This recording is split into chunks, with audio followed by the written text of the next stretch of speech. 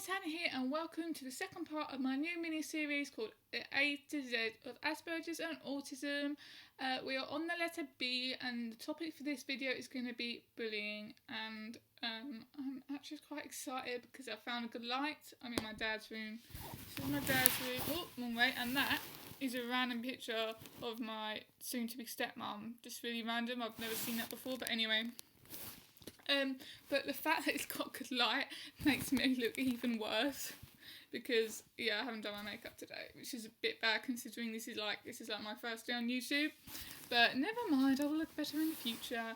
This topic is going to be bullying, and because I think like a lot of people with Asperger's and autism suffer with bullying, so I thought it's definitely going to be a topic that I'm going to cover.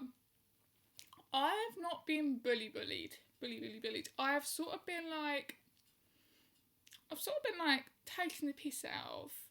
Like, oh my god, when I was at school, this is a massive rumour going around for about 4 years that I was some like Nazi lesbian. Don't even ask. Like, I don't know. It like started off when like everyone thought I was a lesbian because I liked this teacher. All the info is in my book. Link is below, bitches. So read that if you want. I was like fixated with this teacher. I wouldn't say it was sexual. I was only like 12, and really I did not even develop like sexual things for anyone until I was an adult. Oh, what am I doing?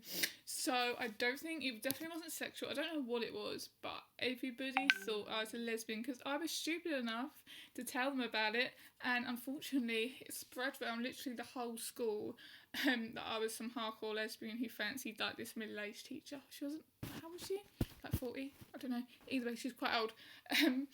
And yeah, that didn't sit well with a lot of people, and people didn't bully me for it, but oh my god, it was MSN, guys. Have you heard of MSN? Like, it's so old now, but when I was like 12, 13, it was the biz. So if you're like 21 or 20, like the same age as me, you'll like realise, you'll remember MSN. Like, everyone used to do it, and no one ever said anything to my face.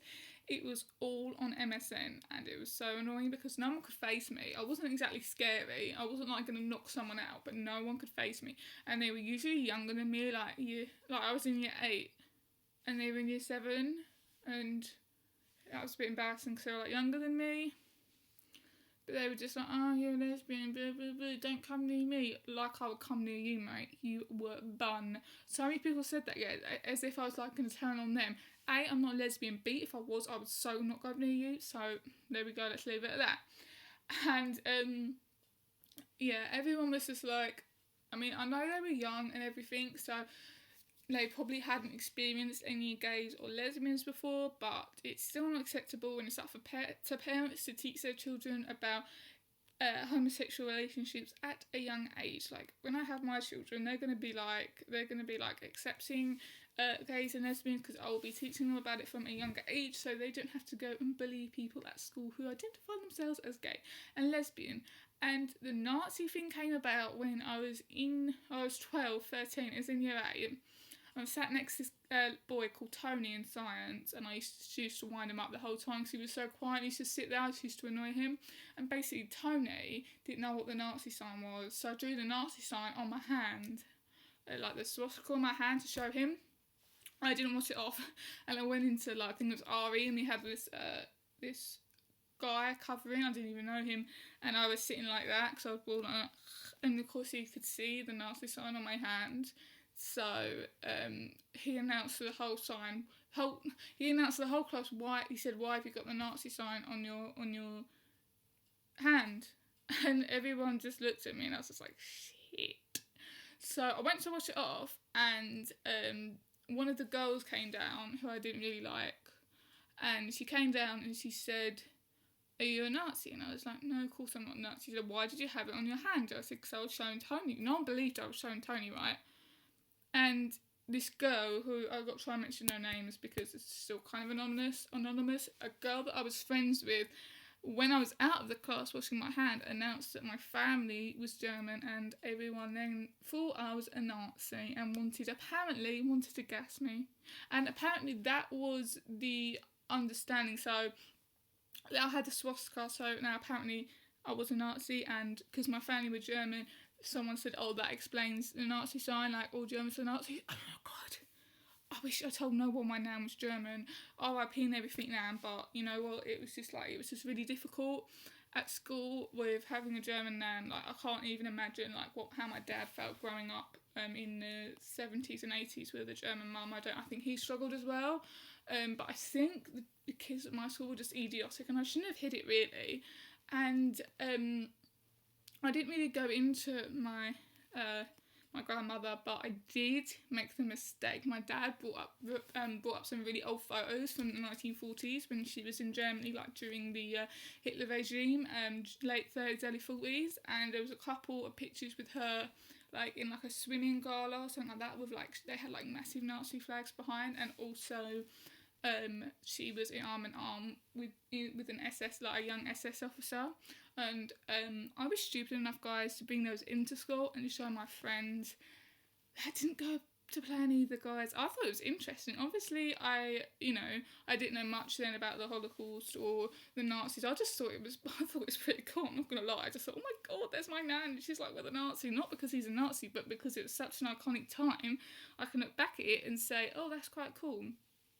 I am a little bit ashamed of my heritage. I mean, I won't go too much into it, but I think there was some Nazi tendencies in my family, which I'm not very happy with. But at the time, it was completely innocent. I obviously wasn't a Nazi. I was probably the most open-minded person in my year.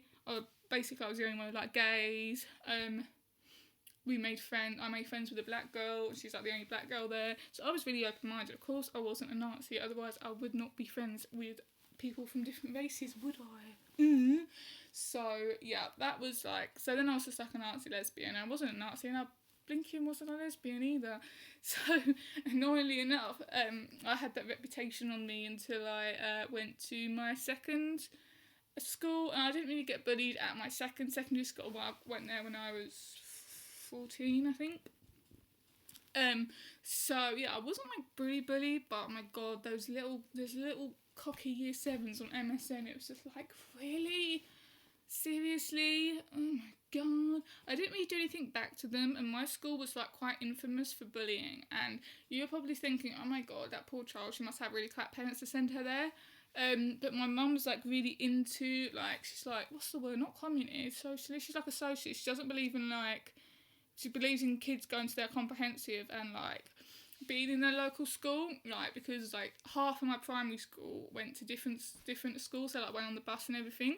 But my mum was determined, my child isn't going to do that. My child is going to go to the school that she is meant to go to, and thanks for that, mum. Really appreciate that. And yeah, basically my school life was shite, and I guess I don't blame my mum and dad, but at the end of the day, I will not be doing that. My children, I would move across the country for them to go to a good school. If not, I would just homeschool them because I can't be dealing with school. So yeah, but that's a different topic. Anyway, but bullying goes on until after school, and it's actually happened in the workplace in the form of discrimination, because I didn't put that I was autistic down on the entry form for like a nursery assistant job or apprentice job. I was paid apprenticeship wage, but which was like £2.68, which was shit. Basically, they were very discriminating against me, and I hadn't actually done anything. They just knew I was autistic, and they just basically treated me like really badly, and it is really, really difficult to like cope in that environment. But I didn't actually cope. I went to cut myself, and they sent me on sick leave, and then another drama happened, and then in the end I left and I got a new job, which was cool. I really like that job, and I'm kind of still there now, like part-time. But my advice for you guys is to always stick up, and it's hard to stick up for yourself. I know it's not easy for me to say it, but don't put up with it. You don't have to put up with it, you know. It's just like, oh my god, if I was like completely like really, really bullied, I just wouldn't have gone to school. Wouldn't have gone to school, and work was a bit different because I was trying so hard to get my qualification. That would help me. It's like level 3 childcare. So basically, it was like, yeah, so I basically needed that to actually go into any real proper childcare job, which is what I wanted to do. But anyway, I got like over like 3/4 through, and then I went on sick leave and I didn't come back. So didn't get that qualification, unfortunately. This pretty explains my life. So guys, I really hope you've enjoyed this little episode of bullying, and the next letter is C, and I will think really hard about what I can do for C. And thank you so much for watching, guys. Please like, comment, subscribe, and suggest topics down below. Thank you so much for watching. I'll see you in the next part. Bye.